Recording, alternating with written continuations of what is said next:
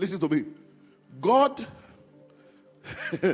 created the world, but the devil rules the world. You didn't get that? God is the creator, but the devil is the ruler.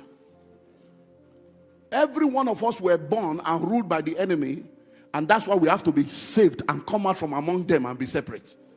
And when we are now saved, God now begins to teach us the hidden riches of secret places and the treasures of darkness, because you are either in the secret place or you are in the secret court, in order to empower us to now take possession and reclaim what the enemy has stolen. But because many of us don't understand, when God now wants to position us for takeover, we are arguing. And he told Jesus, worship me and I will give it to you. How can devil tell Jesus that he will give Jesus what God created? The only way he can say that is because God created it, handed it over to Adam. Adam handed it over to the devil. So the devil is the legal custodian. And he can choose to give it to whosoever he wants to give it to. And there is a connection between worship and wealth, intimacy and income. Worship me and I will give it to you. That's why people are worshiping the devil today and he's giving them money. So you are either in the secret court or in the secret place. But in order for you to be able to access it, what do? When you connect with God, he now takes you to the secret place of the Most High, where the power of creation that created what the devil took is operating. You don't get it. That's why you can go to the river and you will not catch any fish. But when you operate from the secret place, the word of God created fishes in the first place. So if the devil takes all the fishes away from your river, if you connect to God in the secret place, his word can create fresh fishes for you. So listen. Every product that is produced, they spend an entire month, one full month that they call their new year, one full month in January, February, that they don't sell anything to anybody. All the product that is produced is taken to the altar and sacrificed on the altar of Mammon for 1 month.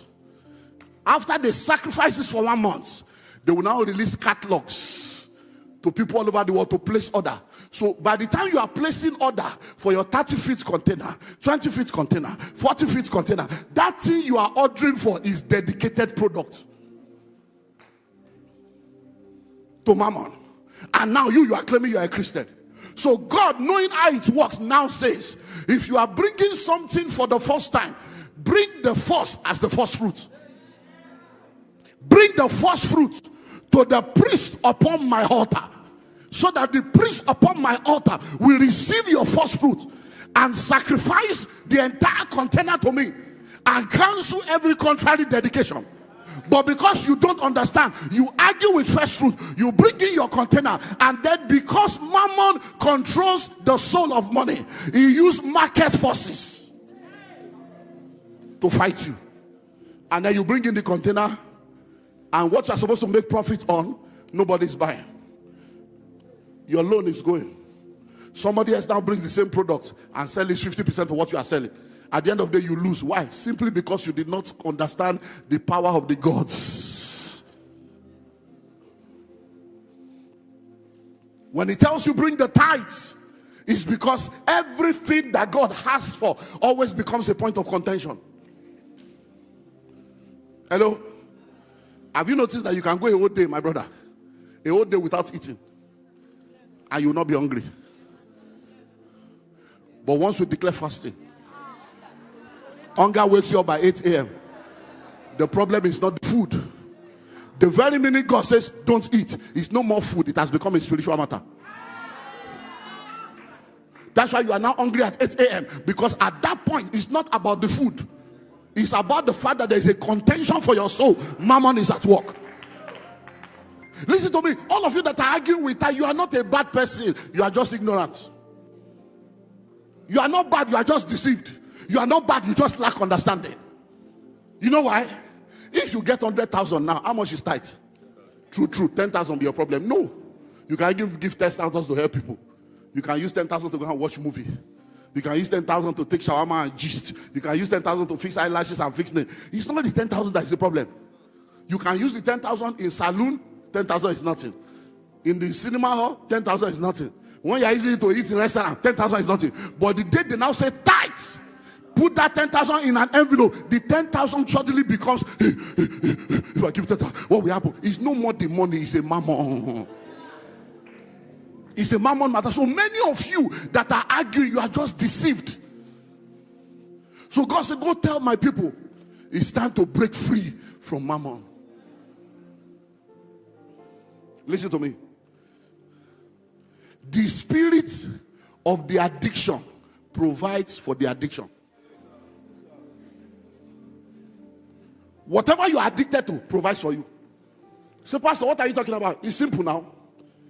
A man that is poor and jobless, but is a drunkard, drinks every day.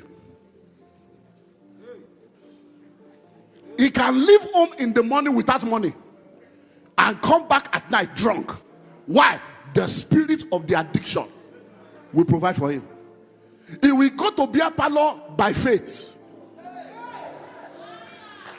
and return satisfied, because what you are addicted to cannot disappoint you. Many of you that say God is disappointing you, God is not disappointing you. You are not addicted to God. You are addicted to your flesh. You are addicted to your survival. You are addicted to selfishness. And because you cannot provide for yourself, you are the one failing yourself. Because secret court, you are not there. Secret place, you are not there. When that man that is a drunkard goes to beer parlor without money, as he sits down, just sitting down, somebody say, "My brother, you're not taking." Say, "No, say, hey, madam, give her one round."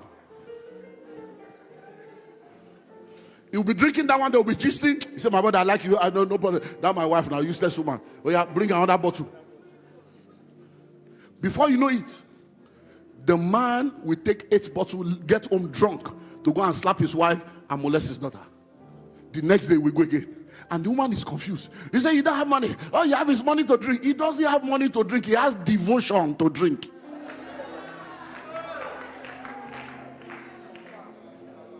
The spirit of the addiction provides for the addiction. You have been in Enugu for 12 years. I can guarantee you, you don't know where they sell cocaine. Man of God, I don't think you know where they sell cocaine. Or you are not, even though you have a year, you don't know. But if a cocaine smoker enters Enugu today, within 24 hours, without publicity, without adverts, they will locate themselves. Because deep call to deep. They will locate where they are selling cocaine. And you say, "How did you know?" There's no, he said, "No, I just know. Whatever you are addicted to makes a way for you." God said, "Tell my men to break free from mammon so that I can show them the way." There is a way that leads to abundance. Wisdom makes known the knowledge of witty invention. There are hidden riches in secret places, but only those that are in a secret cult or those that are in the secret place can access it. Hello? Are you sure you are ready? Let me show you how to know whether mammon is in control of your life. And then I'll tell you the way out. Are you ready? Let's do a diagnosis. Number 1. How do you know if you're already in bondage to mammon? How do you know if you are already in bondage to mammon? Number 1. If you find it difficult to obey God's financial laws, mammon is in control of your life. When you find it difficult to obey, when you hear the voice of God, you are sure God said, "Bring time," he said, you are arguing, mammon is the one ruling you. Number 2, when you find it easy to disobey God's financial law, they are not the same. When you find it difficult to obey, it's a level. When you find it easy to disobey, that you don't care. Forget it. They're just destroying you. You are in bondage to Mammon already.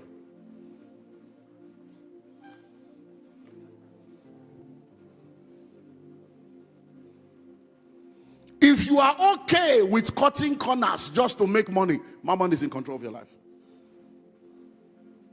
If you are okay with cutting corners, that's derica that you are supposed to use to sell the rice. That box, you have eat it from the left, eat it from the right, eat it from the side, eat it from the side, eat it from the bottom. That the derica of rice that should give 6 cups is giving 4.5 cups. Cutting corners. The bag of rice that is supposed to be 50 kg, that is supposed to give 4 plastic, is giving 3.5 plastic. The diesel that is genuine, you have added kerosene and added some water and added engine oil so that you can make more profit. Mammon is the one controlling you. So every time you are cutting corners just because of money, Mammon is in charge. Hello? Number 4. If you don't care who is hot, as long as you make money, Mammon is in charge. You are ready to kidnap somebody's child. You are ready to break somebody's home as a runsgare and a side chick of a side cock. You don't care as long as you make money. Anybody that will die, let them die. Anybody that is Mammon, that is the software running your life. Number 5, if money or gain is what determines what you do, everything you do is, if there's no money there, you are not interested. It's only what brings money. It's only things that are money. Hey, what is in it for me? So what am I going to get? What am I going to get? You can't even do anything free for anybody.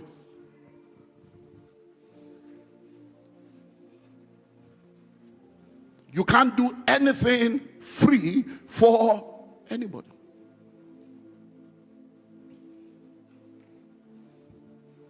I went to the embassy one day.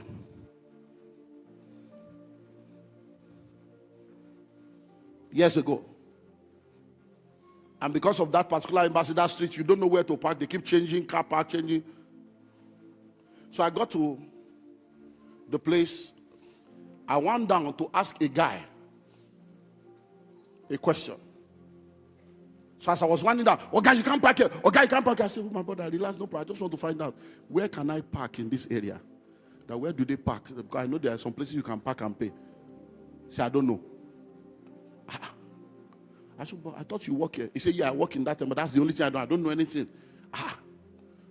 So I left and went round, and they now told me that the place where I met him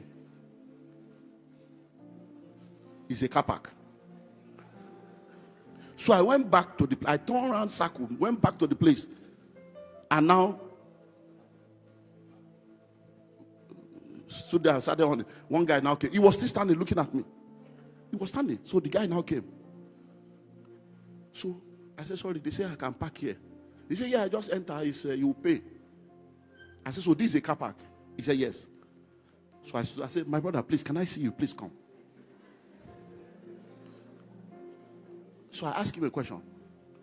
I said, sorry, I'm sorry. Very quiet because I wanted to understand. I said, sorry, I don't understand. Sorry. They said this place is a car park. But I met you now. You say you don't know car park. But are you not aware that this place is a car park? He said, am I the one collecting the money? They are the one collecting the money. What is there for me? So I said, sorry. I said, my brother. I said, you don't even know who you are talking to. I said, but you don't realize that just being helpful can release something upon your life that is more than money.